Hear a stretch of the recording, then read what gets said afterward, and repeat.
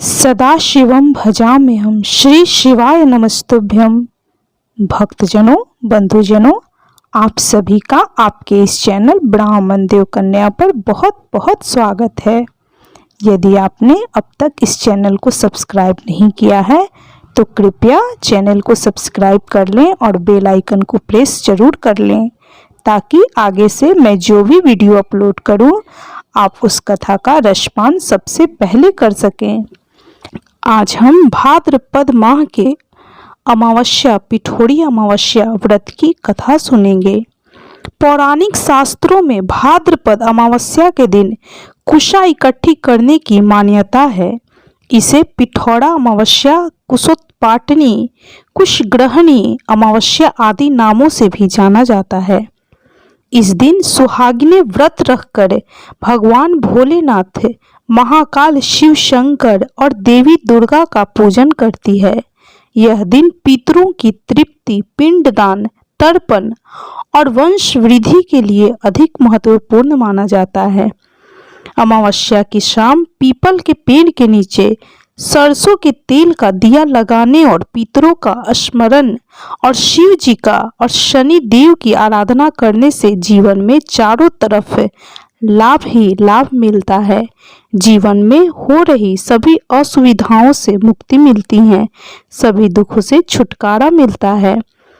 तो भक्तजनों, चलिए आज हम जानेंगे कि इस अमावस्या को कुशा अमावस्या क्यों कहते हैं। आखिर कुशा की जन्म कैसे हुई, उसकी उत्पत्ति कैसे हुई, उसके बारे में जानते हैं। पुराणों के अनुसार एक समय हिरण्याक्ष नामक राक्षस माता पृथ्वी को समुद्र के अंदर छुपा दिया था। तब भगवान श्री हरि विष्णु ने वराह अवतार धारण किया और हिरण्याक्ष का वध करने के बाद जब पृथ्वी को जल से बाहर निकाला और अपने निर्धारित स्थान पर स्थापित किया। इसके बाद जब भगवान श्री हरि विष्णु वराह रूप में जल से बाहर आए तो उस समय वो पशु रूप में थे। पशु प्रवृत्ति के अनुसार अपने शरीर पर लगे हुए जल को झाड़ा। तब भगवान वराह के शरीर के बाल रोम पृथ्वी पर गिरे और वह बाल रोम कुशा के रूप में परिवर्तित हो गए।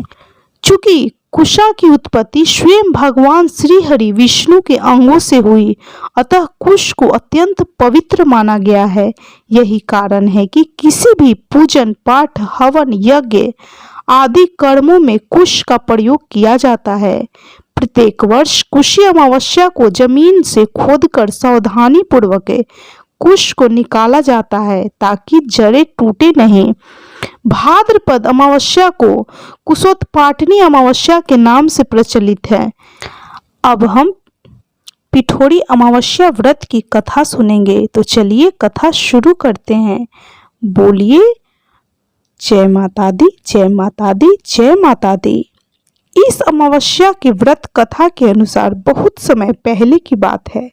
एक परिवार में 7 भाई थे। सभी का विवाह हो चुका था। सबके छोटे छोटे बच्चे भी थे। परिवार की सलामती के लिए 7 भाइयों की पत्नी पिठोरी अमावस्या का व्रत रखना चाहती थी। लेकिन जब पहले साल बड़े भाई की पत्नी ने व्रत रखा तो उनके बेटे की मृत्यु हो गई। दूसरे साल फिर एक और बेटे की मृत्यु हो गई। 7वें साल भी ऐसा ही हुआ। तब बड़े भाई की पत्नी ने इस बार अपने मृत पुत्र का शव कहीं छिपा दिया।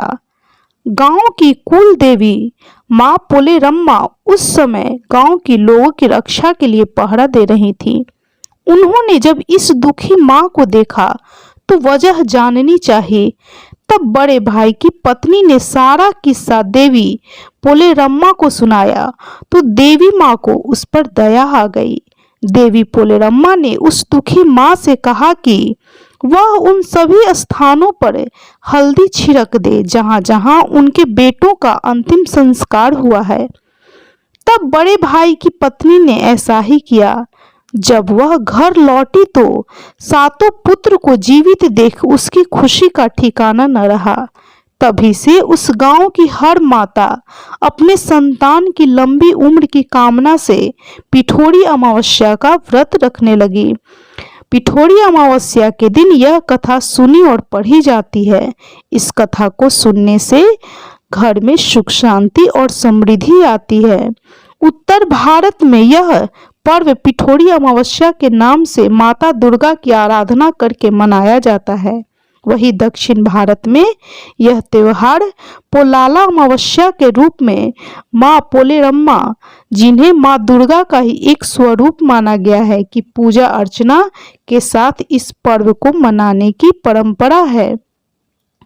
तो भक्तजनों, इस प्रकार पिठोरी अमावस्या कुशग्रहणी अमावस्या व्रत की कथा संपन्न हुई।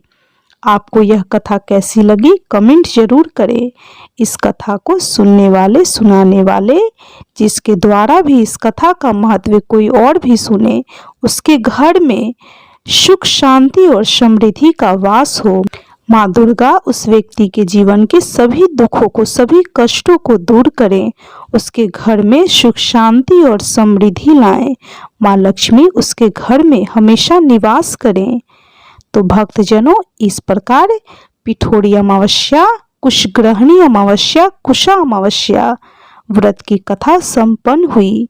यदि आपको यह कथा अच्छी लगी हो तो कृपया वीडियो को लाइक कीजिए, शेयर कीजिए और चैनल को सब्सक्राइब करना बिल्कुल भी ना भूलें। और कमेंट में जय माता दी, जय श्री कृष्णा, हर हर महादेव अवश्य लिखें।